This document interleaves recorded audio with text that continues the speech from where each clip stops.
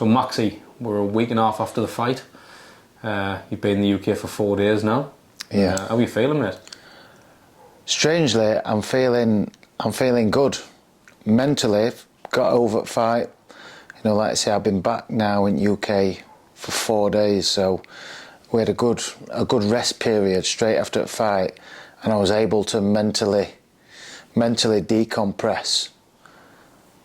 You know, straight after the fight, like I was on my phone, I was getting all the good feedback, reading all the nice positive messages which helped uplift me. You know, we came away from the strip, we stayed in an Airbnb off at strip, which were good. It allowed me to just, you know, be in like holiday mode. The weather turned out, which is always nice to have some lovely sunshine.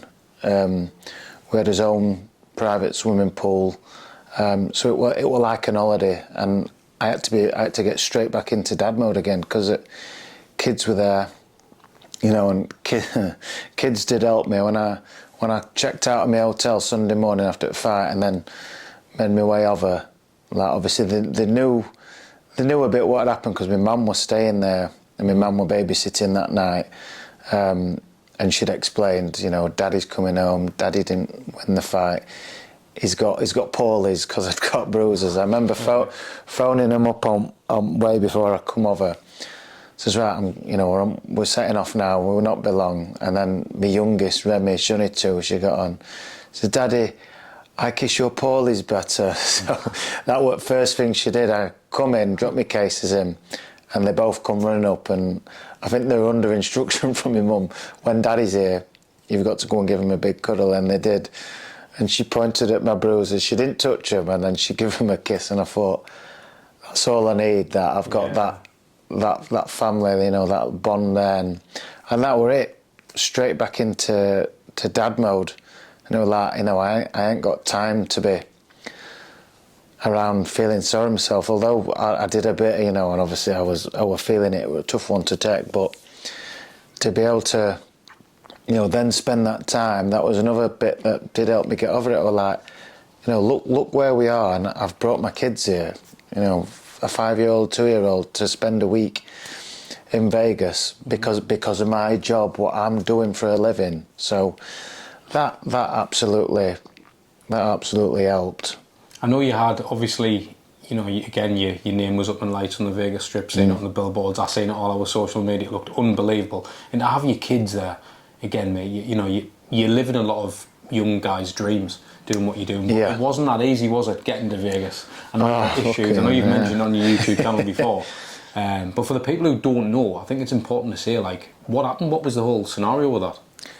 So how it all came about, obviously, from my experience fighting in the US last time, I knew that I could get adjusted and acclimatised in 2 weeks. The plan was get to Vegas 2 weeks before the fight. We had a week booked in an Airbnb. We had a gym set up. I had sparring partners and everything lined up to finish my training out there. So me and my team, we flew on 4th of March, which was my birthday. You know, and I'd had an absolutely fantastic training camp. You know, one of the better ones I'd had. Everything had gone smoothly. We had perfect sparring in Alex Dilmangari, perfect sparring, you know, the nutrition, the food, everything was on point. Mentally feeling good. You know, I were hitting some of my personal bests on my runs and stuff, so I were absolutely flying, and I was so confident for this fight. And then it comes to flying day, we're my birthday as well. So we set off just like we did for Oklahoma. Did the, 10 or 11 hour flight to Vegas. And I was first off at plane, I was like, I even stopped and waited for my team. They were down at bottom at plane. And I thought, I don't know how long they're going to be here. It's a great long walk down corridor to airport. But I'll tell you what, I'll get my son through security and I'll meet them at baggage claim. And if I see their bags coming, I can get them off. But, you know, then got my passport seen to the usual question, are you here for business or pleasure?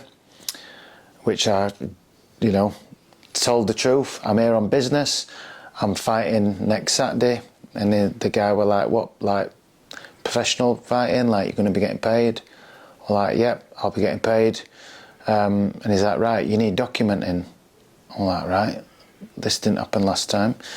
Called his mate over, who were like just lingering in the background, took my passport, took me into this room, put the passport behind the desk.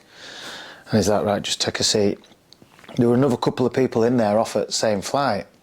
And like, they were getting called up one at a time. I was listening to them. They were like earwigging a bit. They were just getting questioned why they're here, when was last time they were in the US. I think general questions. And then I thought, all right, sound this. Couple of questions, and then he sends them on the way, and boom, you're here. But he's like, again, my turn. Right, are you here, business or pleasure? What you doing here? He says, I'm fighting in Vegas next week. He's like, professional fighting? Yep. So you'll be getting paid? Yep. I went, right, well, you're here on an ESTA. He says, yeah, I've got an ESTA. It's in date.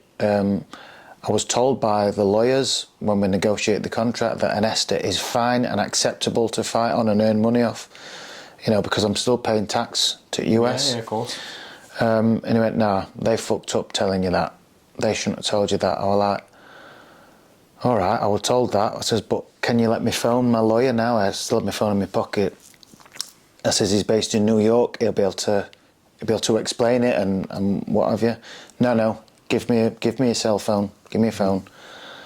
And then this time he's put phone behind desk, behind glass, and I could see it ringing. It was Sean, you know, my trainer, my team. They'd got through and thinking, where's he? Like, how mad's that? And I was trying to tell him, look, can you let me answer? That's my mates, my team. I need to try and explain. No. You're going on the next flight back to the UK. And when he said that, oh man, my stomach. I was like, no. They can't. It can't happen. I said, I'm fighting next week. Please let me ring the lawyers. He won't have none of it, this guy. So again, I sat in this room. He's like, just take a seat. And I had so much going through my head. Obviously, I were tired. I didn't sleep, you know, out on the plane. So there's all sorts going through my head, emotions, and he phoned his mates. He even said to his mates, oh, guys, you're going to want to come down here. We've got a slam dunk. And I was like, this is not some sort of fucking joke. This is my life. This is my career.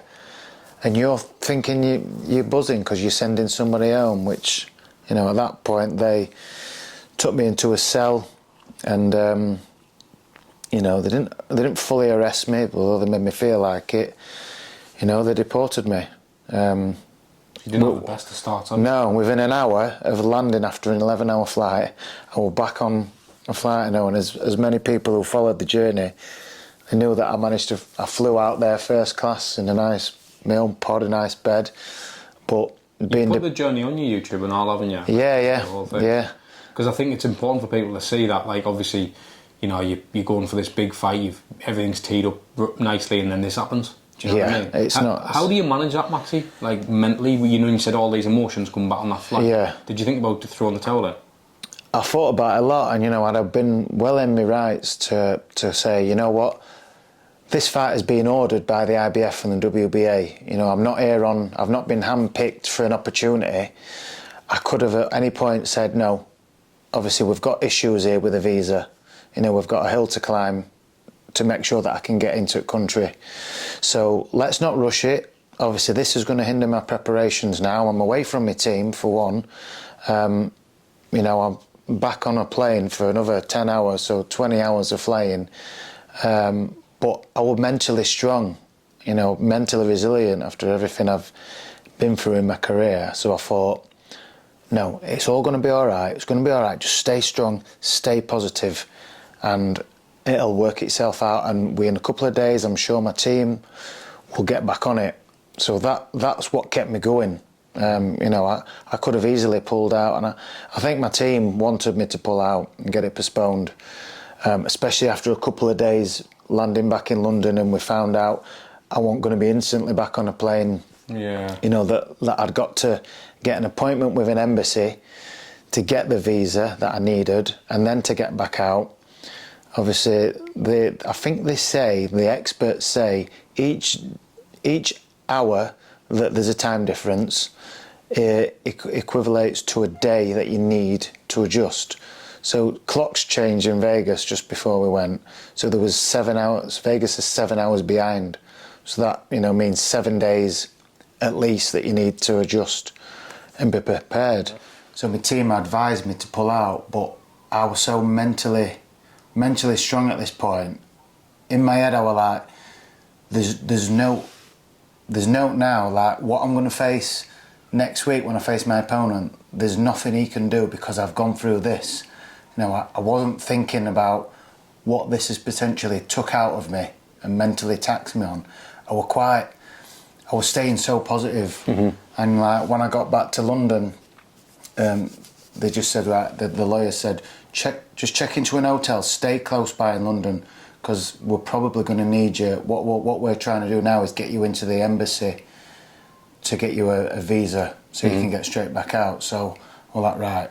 I chose an hotel. I thought, right, get a gym with a good gym in it. Get an hotel, sorry, with a good gym in it, and all that. So, found just round the corner a Radisson hotel. It had good gym facility and stuff like that. So I like, right, got there, got straight in gym. Thought, right, let's release some of this built up frustration.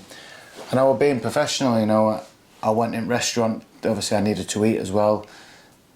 Stayed really, really good and disciplined on diet, making sure that that my body was going to be ready, fuel it right, keep training. And the most important for me was keeping the head right. Did you feel you were at a disadvantage though? Because obviously, as you say, your body needs time to acclimatise when you get to Vegas. So you already know in your head you're going to get there later than your opponent. Yeah. Do you know what I mean? So at that point, do you think you're at a disadvantage? Or does that not? Is it more about the emotions of I can't believe me team are there and I'm not here and I'm not even with me family? Like it were a bit of that.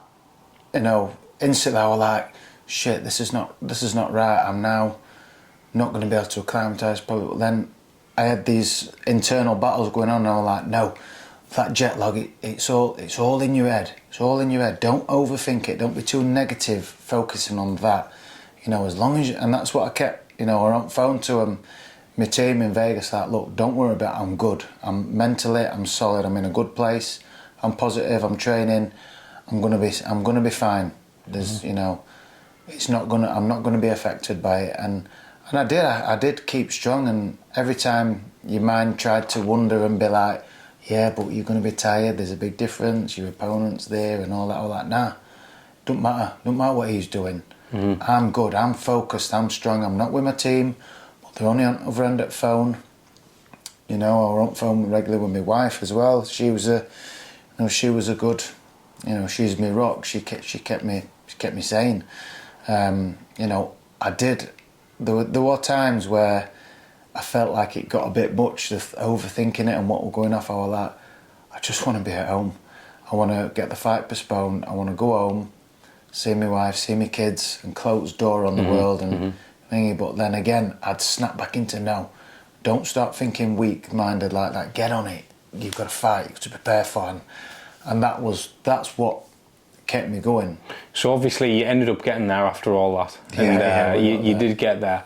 But I want to talk a bit about obviously the fight.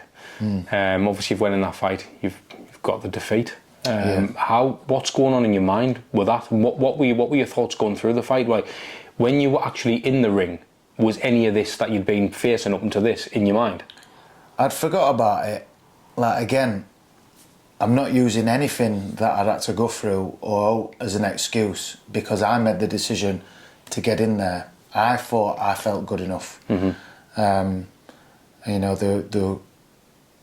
Since looking back, hindsight's a good thing, innit? Like if everything went right, if I was there on time, the issues that I had. In changing room, not a lot of people know, but I kept burping and been sick in my mouth and having to swallow it and stuff. And I didn't tell any of my team. I didn't want them to worry about I'm quite particular on what I always like a jacket potato with beans 6 hours before my scheduled time to fight. In fact, last 4 years, I've always got it. And I should have put my foot down with a hotel. We were staying in a 5-star hotel. They served chips. Served mashed potato, and I phoned up to say room service says I'm after a jacket potato, can you sort me a jacket potato? And they just said, oh no, sorry, we don't do that. And I should have put my foot down, but I was like, you know, don't matter. And I had some pasta, and it kept repeating on me, and you know, my bit of timing were off and stuff. But yeah, again, I'm not after a pity party. I made the decision to get in, so you know, looking back, I'll have to live with it. You know, if everything went smooth, just how I like it, the result could have still been the same. He could have still stopped me. My corner might have still have had to pull me out. Because he is, you know, I'd take my hat off to my opponent. A lot of respect to him and his team. He got in there and he did what he needed to do. He was the better man at night, and I can accept that. But the little annoying bit that I have to live with is me knowing what I had to go through to get there. It wasn't ideal, but again, I was headstrong, and I went, you know, against the advice, and I said, no, I'm going to be all right. I'm going to fight. I guess the thing that's going to niggle with you though is, what if? Yeah. What if you did have all them things? I know it's not making excuses, of course not. Yeah. And you know what I mean? I made the decision to get in there, and I've got to live with that. But in terms of the fight, Zepeda came with everything that we expected him to. We'd prepared long and hard for what we thought he was going to bring on fight night, and he did exactly that. What obviously didn't go to plan for us is me using my biggest asset, which was my feet, my footwork, being able to make him miss and make him pay.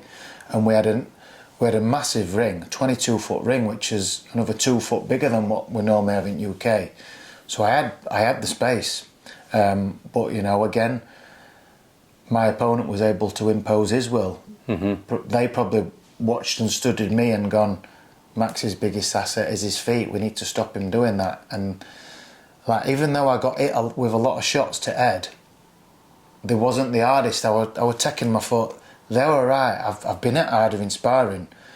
You know, he did hit me often and a lot, but I was never bothered by any shots to the head. He was chipping away at my body, which is probably their game plan, and they was able to execute. And there were a couple of shots that took it out me a bit, but again, I was like, they were right then, they were right, I can cope with this. But while they were chipping away at me, I wasn't moving my feet like I should have been. And then, I forget what round it was, but he caught me with one right up middle, right in solar plexus. It might have been either end at third or the fourth round. It all feels like one long round to me now. But he caught me one right up middle, and it took every ounce not to take a knee and just grab a few seconds and, you know, and take the knockdown. But I thought, no, I will fight. No, don't go down. Just ride it out. And all this time, I'm doing what he wanted. I'm stood in front of him for months. We were watching his fights and his opponents going, why aren't they moving their feet? Why are they stood in front of him? And before I know it, I'm stood in front of him. And yeah, like once he'd landed that big body shot, it took every ounce of me. I'm trying to ride it out, and I'm trying to find it within me to let a couple of punches go so the referee can see that I'm still fighting back, and the referee's not going to jump in and wave it off. Because the ref come in changing room before to give his instruction. He says, look, if your opponent's getting on top of you, I'm not going to jump in straight away, but if he carries on and you're not throwing back, you need to show me that you're still in the fight, even if that's you step off and move away or you throw something back. I need to see something. So I had that in my head, like, as I'm taking punches, I thought, throw one back. So it might have just been literally a desperation throw so the referee can see that I'm still I'm still trying to fight in there. But yeah, the body shots just absolutely drained me. What do you think the reason was that you didn't quite execute the plan that you'd had? Do you think the build-up of pressure as well, the fact that you were over there, and again, not going back to, not saying that there was any excuses, because it was just an unfortunate set of circumstances when you didn't get there, but in terms of, was the added pressure that your name was up in lights in Vegas and all that type of stuff? No, I didn't let it bother me, and I haven't done. I think that's why I've done so well this last couple of years. I don't let the occasion faze me. You know, the way I see it is, a ring is a ring, no matter where it is in the world, if it's in a small working men's club or whether it's in Vegas. You know, I've been at it long enough to mentally focus in on it's the fight. You know, this is what we've trained for. This is our plan. Let's get in there and do it. And I think ultimately it comes down to, plain and simple, he was the better man on night. And and I've held my hands up and accepted that. Fair enough. Shook his hand after the fight and said, "Well done. You deserve to win tonight." I respect my corner's decision for pulling me out. They're there for my safety, like we were on about earlier. I could have got up and gone out. I'd not quite recovered from that body shot. Then body shots took away my biggest asset, which is my footwork. It's in boxing, somebody who moves well and thingy, the way you take that away from is by giving them a good few whacks downstairs and slowing them down, and he was able to do that. So fair play to Zepeda for that. Respect my corner's decision, because they know what our plan is. We come up with this together, and they know what I can do.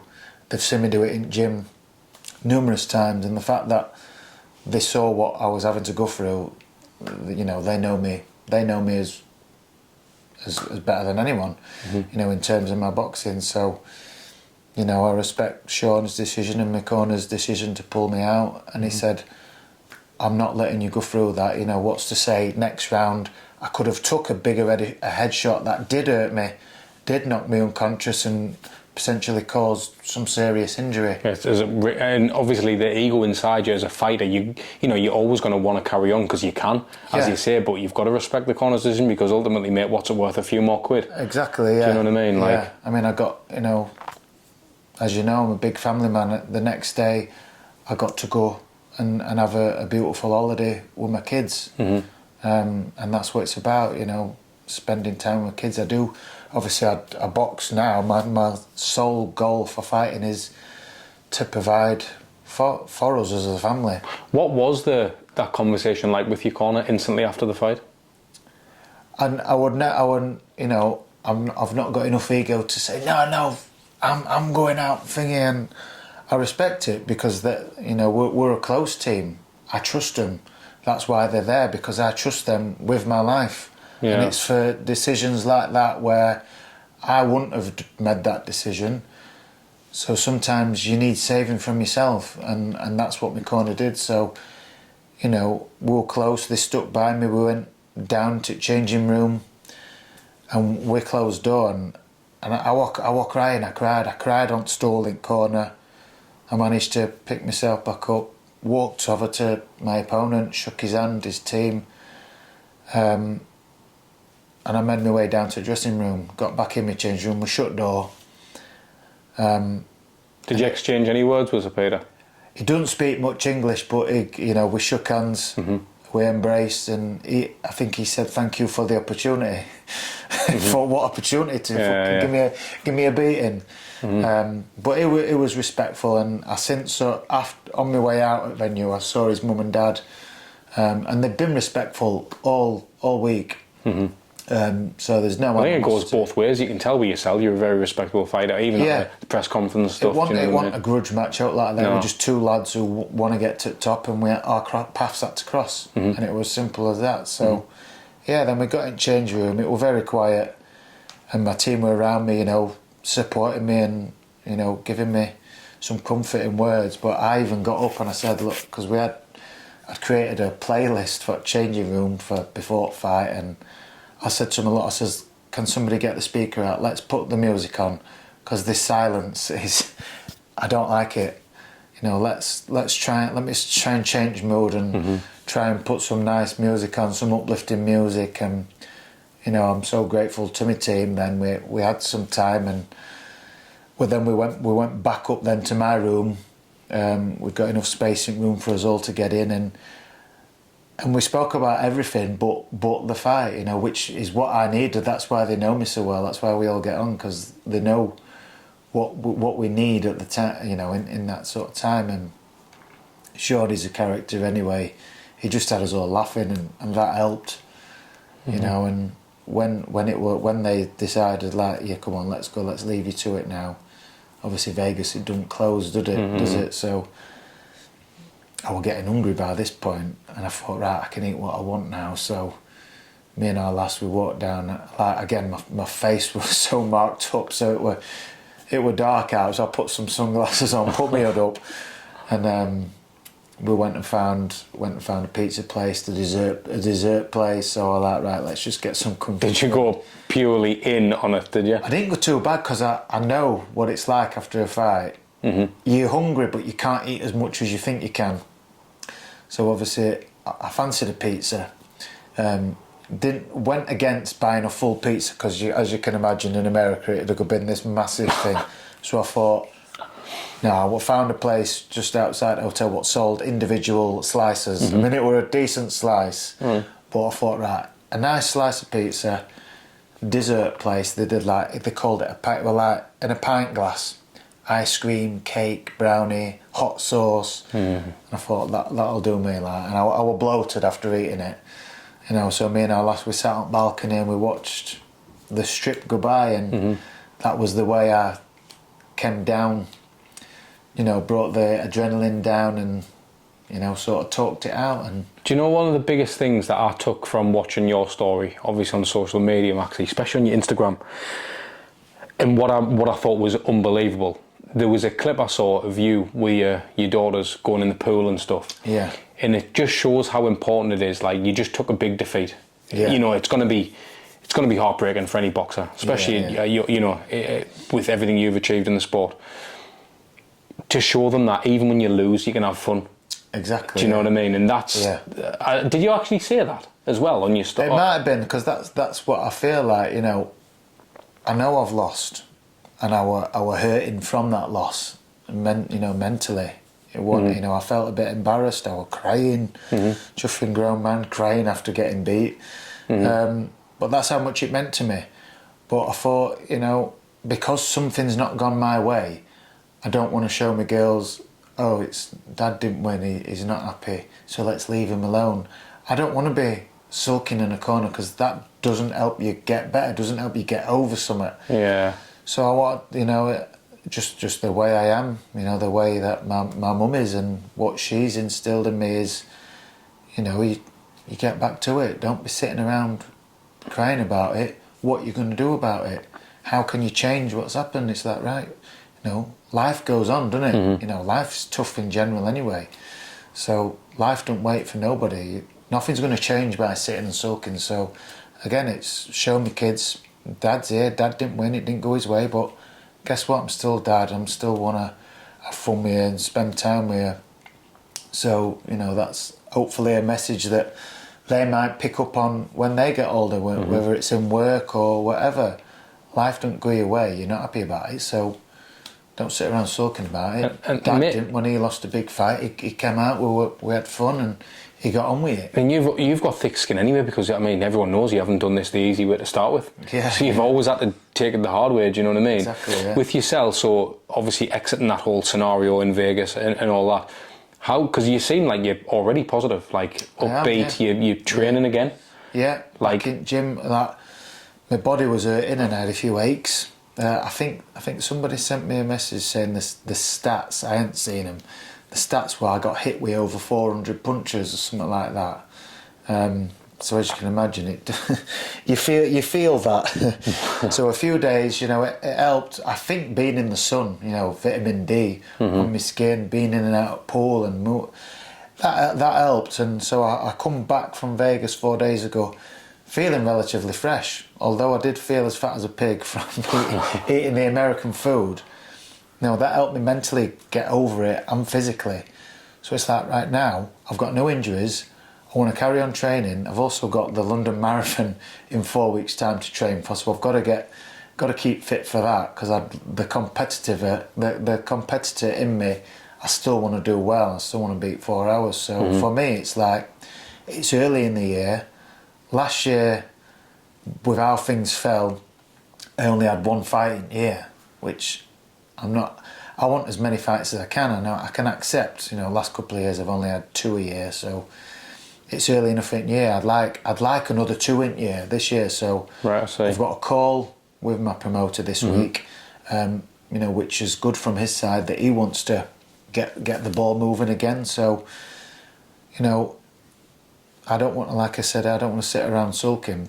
I said, right, I want to get back up there. I want to show I belong at that level. So get me a fight, and then let's get back up there. And the only way to do it is getting back on the horse, keep training, keep positive, and get back to it.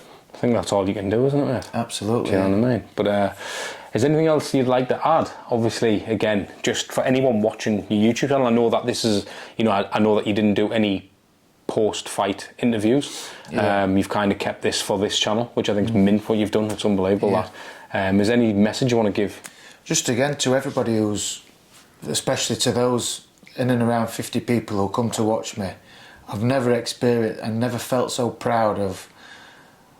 I saw them all before the weigh-in, because they actually weighed us in at 10 o'clock in the morning in a little quiet room as big as this. That was the official weigh-in, and then they did the ceremonial weigh-in, which is open to the public.